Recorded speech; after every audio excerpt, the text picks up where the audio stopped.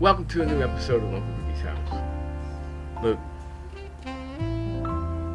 I don't like talking about Kanye West because it kind of hurts to see a person that, at least on the outside, that looks like me, and that can chase their roots back to the same origins that my roots are. Turn out to be such a psychotic disaster, such a sellout, coon, and it's all for the sake of stroking his overinflated ego. Now, Kanye has already admitted that he has mental problems and that he refuses to take the medicines that were prescribed for him because, he openly said it because they were prescribed by a Jewish doctor. But if they had been prescribed by a black doctor, which he probably wouldn't have listened to because, truth be known, he probably doesn't trust a black doctor either. Or if they had been prescribed by a white MAGA doctor, he wouldn't take them because it's not about his anti-Semitism, his self-racial hatred, his love for the MAGA movement.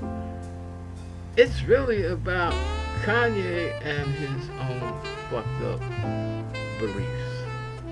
And that centers around his narcissism, his egotism. What caused all this? Hell if I know, and really hell if I care. The thing I care about is that I have to deal with this shit because he is out there. And irregardless of how I feel about his political views, because of the color of his skin, certain people take that to their advantage and say, Kanye is a great representative of black people. Why can't all black people think like Kanye? It's because all black people ain't fucking crazy. That's why we can't all think like Kanye. And I'll be the first to admit there are some things that Kanye says that perhaps are not that far-fetched. But because of the way he puts them out there, because of the foolishness that is connected with Ye himself, the self-perpetuated foolishness, I'm not getting behind anything. Why hitch my wagon to a train wreck that's about to happen? I may not have achieved everything I wanted in life. Black people may not have achieved everything they want out this country. But we have made achievements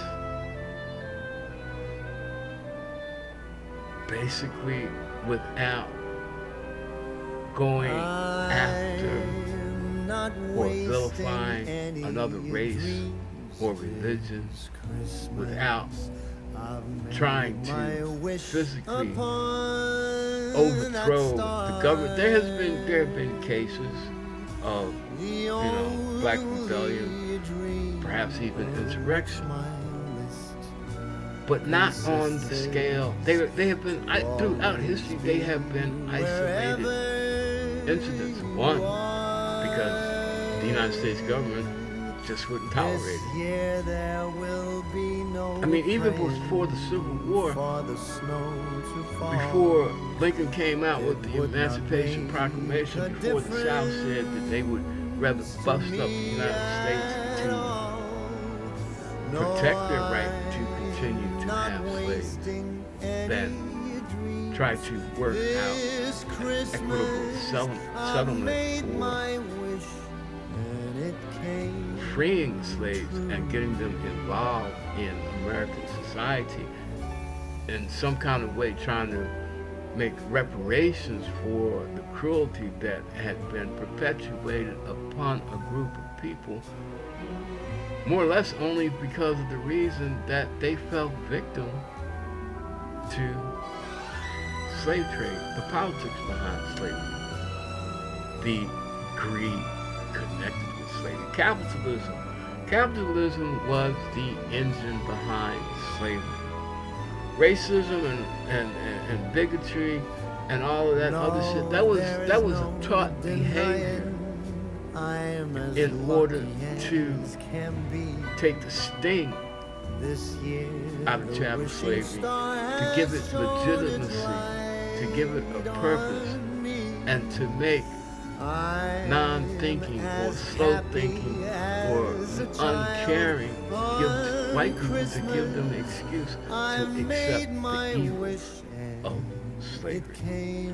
Now here comes Kanye West, perhaps a entertainment genius depending on your musical taste, perhaps a fashion genius depending on your fashion taste, and definitely a billionaire, or was a billionaire by anyone's standard.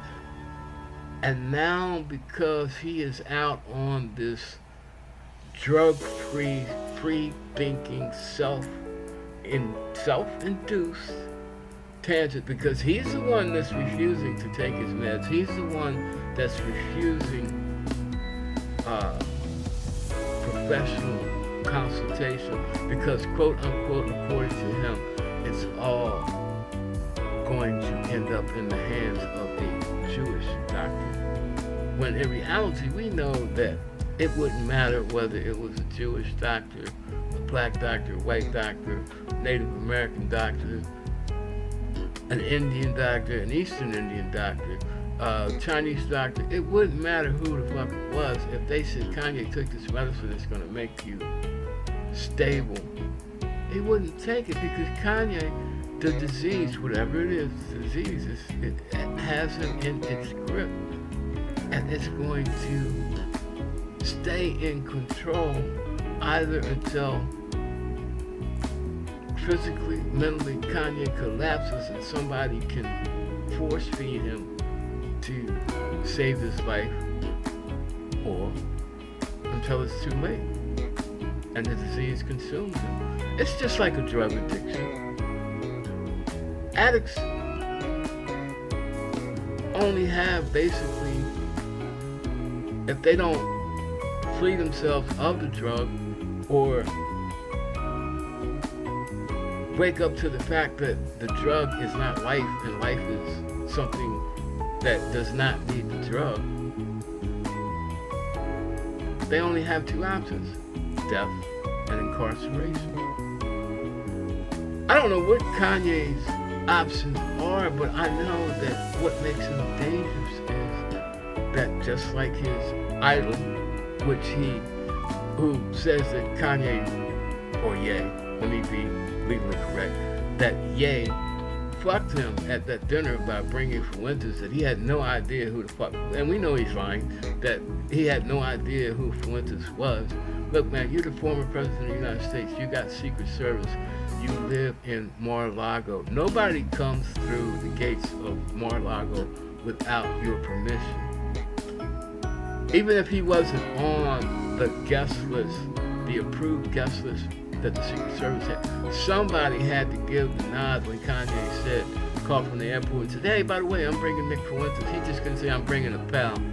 The Secret Service wanted to know who that pal was. So we can throw all that bullshit out, because Trump, for once being who you are, we know that you're lying, because there's certain things that happen just because you are who you are. Just like when you were in the White House, as long as things were going good, you claimed credit for it.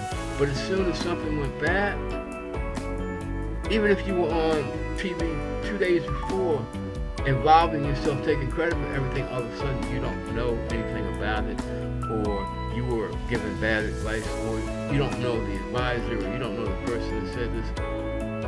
Now you're at this point with Ye, even after when you were running for president, you had him, when you were running for re-election, you had him come to the White House. he was giving you hugs and kisses at the Oval Desk, talking about how much he loved you and how much you were a father figure. And now, because this motherfucker wants to be just like you or be you, because you are a model for success in his warped brain, he had to brutate you according to you. And if he did, all I can say is that you deserve it. And if he didn't, and even if he did, all I can say on Ye's behalf is you just open yourself up to whatever pain Trump can bring your way. And there's one thing about Trump, even if it is a bad trait, you don't do shit to him without him doing shit to you. Now, this whole thing of Ye with Nick Fuentes and Milo, a known supporter of pedophilia, Fuentes, an open racist, white separatist, white nationalist. How can you associate yourself with all this bad, all this negativity, and hope for a truly positive outcome for yourself?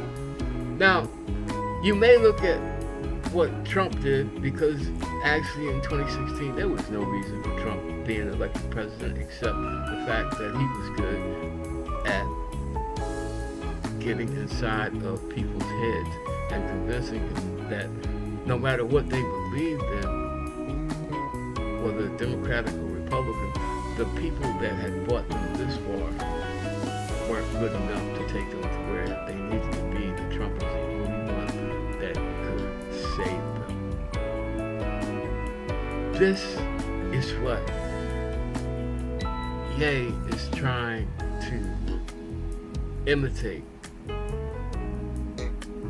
But see, Ye, although he may be a legitimate genius in certain things, when it comes to administration of a country,